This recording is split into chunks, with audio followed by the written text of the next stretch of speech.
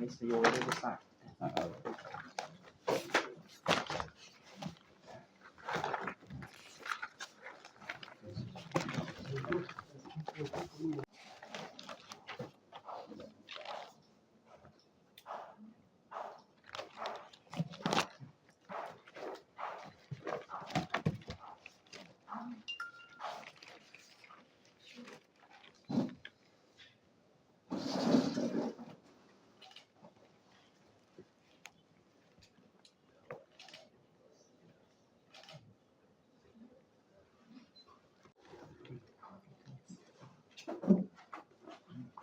Very sad.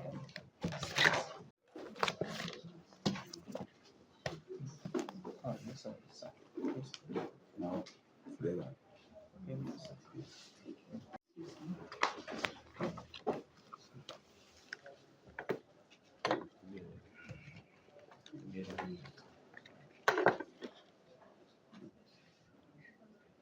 No.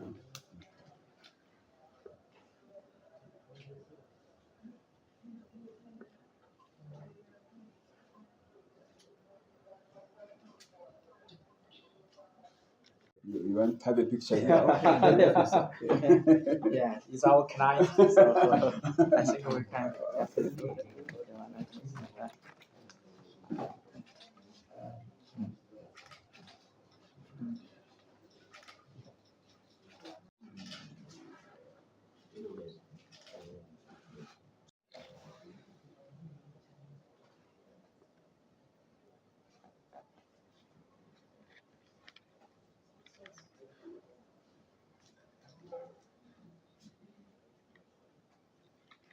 You want to have a picture here?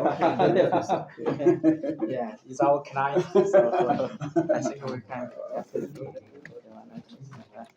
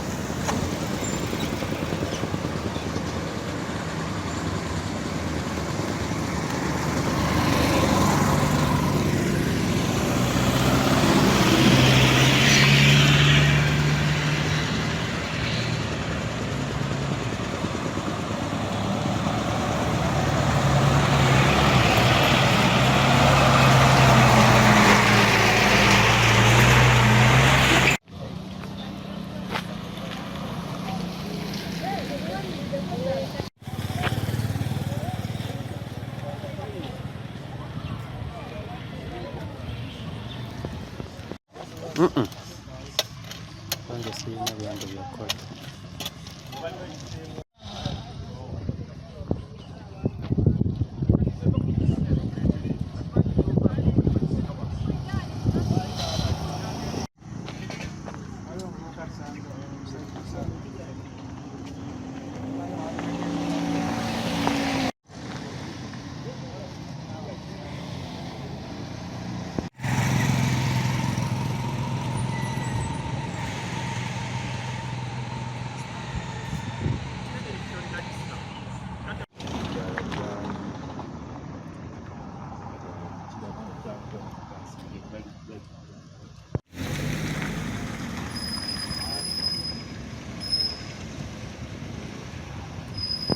Bawumula simanyi anaku lumu kyane kijja mu kitambula.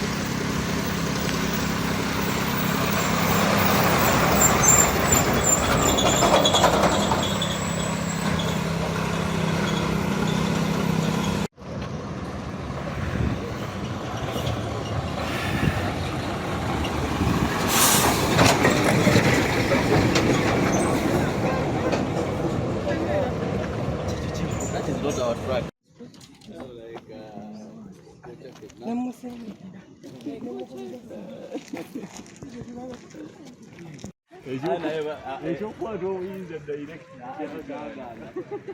balya nabo naye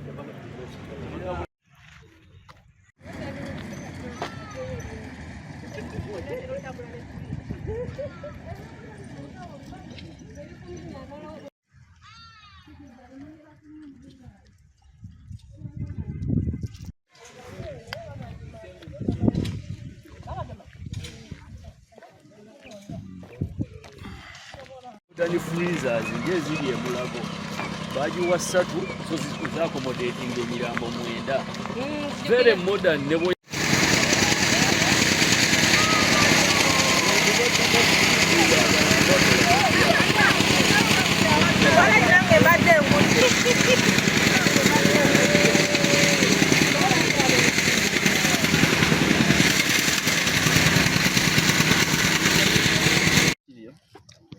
the picking material, bringing other ones that were someone. So the boy took rest behind that concrete bulkhead. So as this guy is bringing material, he accidentally knocks this concrete bulkhead. And as he's in the wheel loader, that one becomes a blind spot. He cannot see someone in a bent posture, in a resting posture. You cannot literally see him. So it's the reason as why we called the other one. Last week, we had a meeting with the people who are responsible for the project implementation of our project under the Greater Metropolitan Kampala. And we identified that there are critical issues, social and safety issues, that the contractor was not observing, and we felt it was really very important that for the safety of the workers, for the safety of the public, that the contractor first stops work so that we can go back and resolve those issues. There were issues to do with the maintenance of vehicles. There were issues to do with the traffic regulations. There were issues to do with the workers' treatment, and so many others. So for the we did not give specific time when the contractor would stop. The specific time would depend on how fast he goes in ensuring that some of those identified challenges are mitigated, so that we know that when work resumes, people will have a safe and sound working environment. We are all interested, obviously, in ensuring that this project is completed, but obviously we are also not interested if it is completed at the expense of our safety and the safety of our people. Amanya gange nze Kigundu Steven, chairperson LC2, atwala omuluka gwe bayita Namumira Anthony, omuluka ogumu ku miluka egiri mu kibuga kya municipality y'e Mukono. Okuyimiriza kwa sisi nze nkuwagira ne se kuwagira yonna. Olaba enteekateeka y'abantu abo tebeeteekateeka bulungi. Ekikoze obulungi kyenjogerako nkimanyi kubanga n'oluguudo lwe bateekeddwa okukola lutandikira wange mu muluka lwe bayita olwa Kame Nabuti Nsuube paka Namumira wali. Otunulira enkola yaabwe gye badde bakolamu ya kasoobo nnyo n'enzija gye bajjamu. Kampuni bbiri ze baawa omulimu okukola enguudo zombi olukwatagane e Namumira Anthony ne luyingira olukwatagana na Mira Anthony n'olukwatagana n'oluguudo oluli Entawo oluyingira Eggoma eyo paka Kira naye bw'olaba abasisse enzija gye bajjamu bajja bakola emirimu gya kasoobo basenda sayiti ate basenze sayiti ate ebyuma tebabireese ebimu ekyokubiri ne babanga ne machines ze balina zonna nkadde simanyi gavumenti gyetandikira gyewa ttenda abantu abo nga temaze kwetegereza oba terina bayinginiya beetegereza byuma bikozesebwa otunulira ebyuma byabwe emmotoka ze bakozesa zonna nkadde tekitegeeza nti emmotoka bw'eba nkadde eba tesobola kukola naye services tebazikola for example nga incident ezakagwawo 2 eyabadde waneeno ku Mothers Union ng'oyambuka ekyennabuti emmotoka yasse omukozi waabwe emmotoka yo ensonga lwaki yasse omukozi waabwe baadde bayiwa bagisitula omugundi omutayimbwa ne gukuba ekimotoka ne kikka wansi naye okunoonyereza kulaganga ag'omunda nti ne hydraulic alabika yabadde temuli so emmotoka tebazikola service n'emmotoka eyakkiridde wali wansi n'emalawo emmotoka ya CDO waffe wa Mukono Central Division Madamu Erina ekisoga neggwawo yonna yazze emabega emmotoka butabanga tebazikola service so tebalina kweteekateeka kulungi ku baali beetegese kujja kukola simanyi ngeri ki gye baayitamu naye badde bagootaanyiza emirimu gya gavumenti jjukira zino sente zetuli okozesa za World Bank zakwewola tulina ozizaayo n'omuzzukulu yenna agenda zikola ki ne gavumenti eno esobola okuva mu buyinza nga n'ebbanja lino tetunaba dikola ki tetunaba kulizaayo kulisasula so n'olw'ensonga eyo twetaaga abantu amakampuni agalirwedde agalina ebyuma eby'omulembe n'agakola obulungi enguudo zaffe so mpagendese guwagira yonna abantu abo atlisi bayimizibwe tufune kampuni ennungi esobola tukolera enguudo ezo kubanga ssente twazewoze bwewozi tufunye okusoomoozebwa kw'amaanyi olw'oluguudo lwaffe olw'ennabuti olubadde luguka ennamumira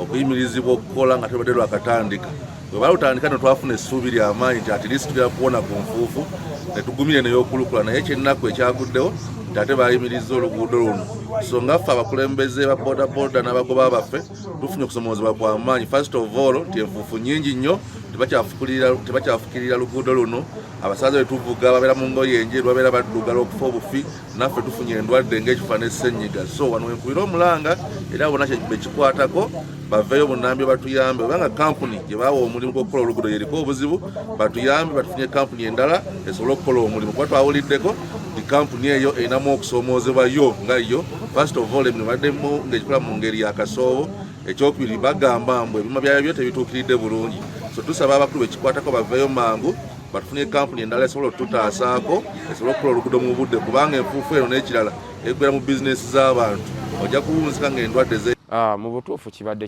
kirungi nnyo olw'enteekateeka ya gavumenti eno gye yatuteerawo naddala ffe nga bannamukono abakozesa enguudo zino ez'enjawulo kuba enguudo nnyingi kati zigenda mu maaso nga zikolebwa era ffe aba bodaboda abaziyitako tubadde tutandise okweyagala lwakuba nti tufuna obuzibu bungi naye ate ekyokubayimiriza mutuufu kyatukoze bubi nnyo kuba babadde basimye ebinnya bingi ku nguudo bodaboda zitambula ekiro ssaawa 24 abamu bavuga bakoowu kuba tayagala awummule tayagala awummuza bulamu bwe abamu bakozesa ebintu ebiragalagala ebyenjawulo which is kireetedde bannaffe okuba nga bagenda funa obuzibu obw'enjawulo abakozesa enguudo ezo naddala ng'ate tewali security lights kuba security lights ezo zituyambako abantu betukozesa nabo amakubo kabe wa bigere kabe wa bodaboda kabe wa motoka ennaku zino bonna baafuuka bazibu obusaasizi butono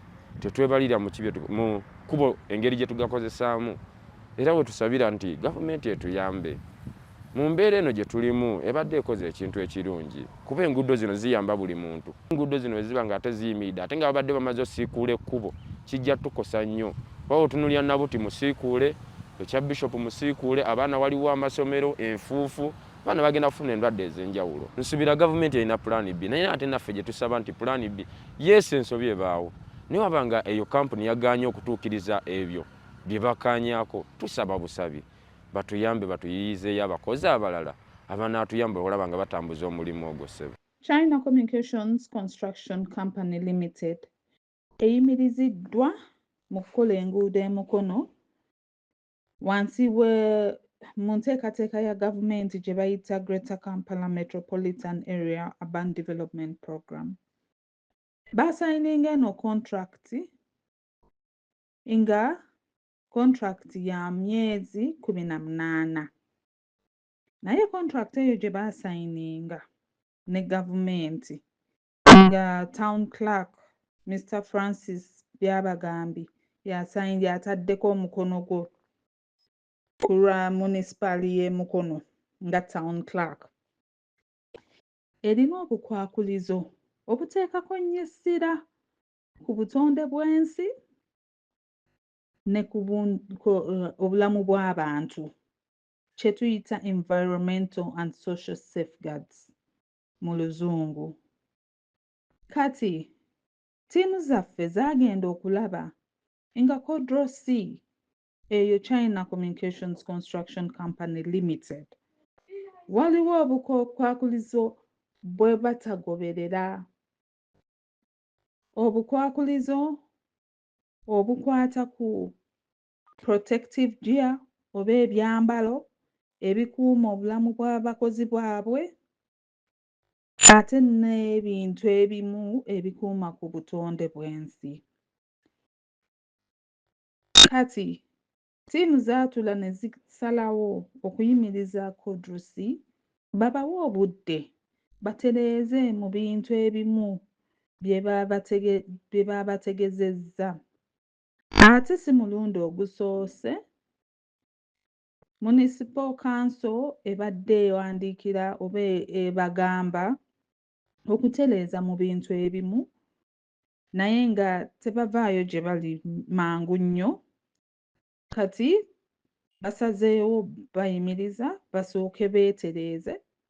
Bwe bamala okwetereeza balabe nti nno abantu baabwe abakozi baabwe balina ezo helmets, reflector jackets, obwo bujakets obwaka obulaga nti omuntu waali, oba bufulaaga obulaga nti jangu oba yimirira, buli kimu nga weekiri okukuuma obulamu bw'abantu abakolawo ate n'abantu ababeera mu community oba abakozesa olwo oluguudo.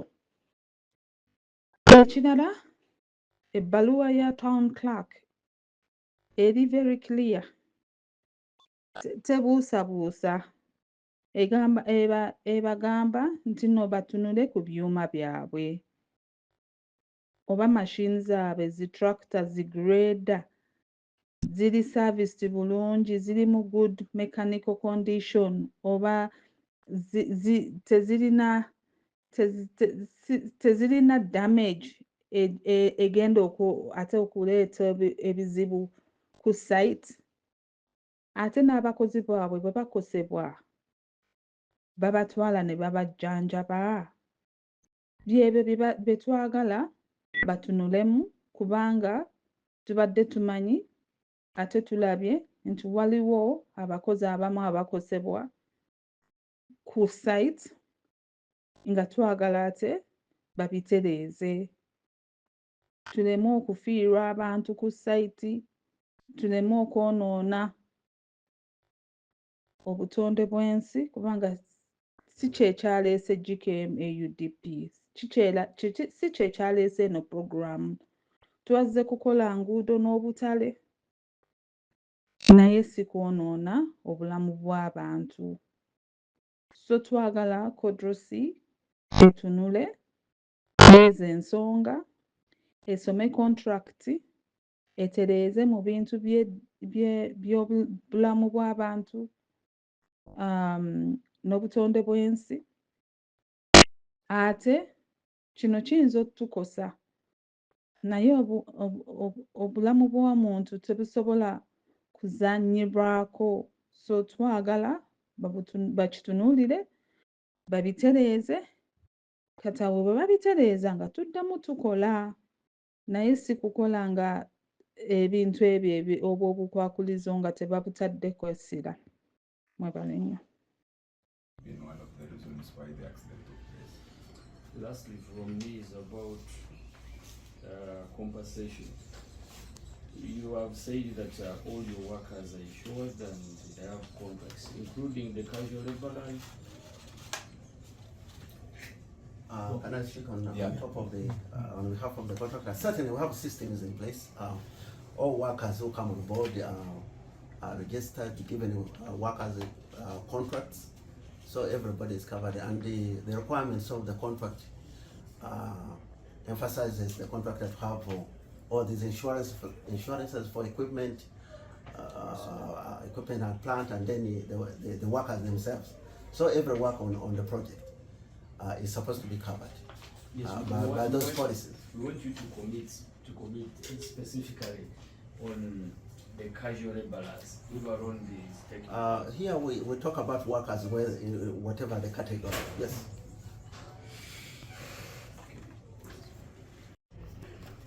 Yabaddewo ebirimu by'omwezi 28 ogwokubiri mu mwaka guno sawa nga 10:30 wabaddewo accident ku Albert ku Rise Road nga luno luguudo lutukola mu Greater Metropolitan Kampala GMK program nga twafunewo accident ate eyo accident yatutte omukozi waffe nowamanya Ambrose yali akola ng'ekazi owaaka. Accident bwe yabaddewo omuvubuka ono bamututte ku Church of Uganda Hospital, naye byonna ne bagezako okukola kyonna kumusevinga naye tiyawonye kabenje ako ate yafudde that night mu kiro ekyo. Twagezako okubuuliriza kiki ekyabaddewo, tusanga nti ono omuvugi wa rooda yali atalaba bulungi kubanga ono omuvubuka abadde ali behind a barricade ate tiyamulaba nanookinga barricade ne barricade negenda n'oyo omuvubuka ate eyo barricade eri heavy nnyo ezitowa nnyo, so lwaki ono omusajja tiyasurviving accident. Bwe ekyo kyabaddewo eno accident twagireportinze ku police, incident twagireportinze ku police ate ne police namba weeri awo ku kibanza ky'omwezi gw'okusatu. Ate naffe tuddayo amabega kulaba kiki tuteeka mu nkola to prevent accidents nga zino to happen. Ekyokubiri ekisooka bwe kyabaddewo ekyo emirimu yonna bagisuspendinga kukola reviews za system kulaba nti ebyo byonna tebibeera kubeerawo omulundi omulala. Nga bwenyonyodde accident yabadde reported ku poliisi, ku ministry y'e Kampala ne World Bank etuwa sente. Batandise ku investigatinga kiki ekyaleese ekyo ate tulowooza ne poliisi nayo ekyakola omulimu gwayo nga enoonyoleza kiki ekyabaddewo. Tulowooza nti bwesanga nti waliwo alina omusango oba tiyabadde accident egenda kumuvunaana ng'ebiragiro bya Uganda bitugamba.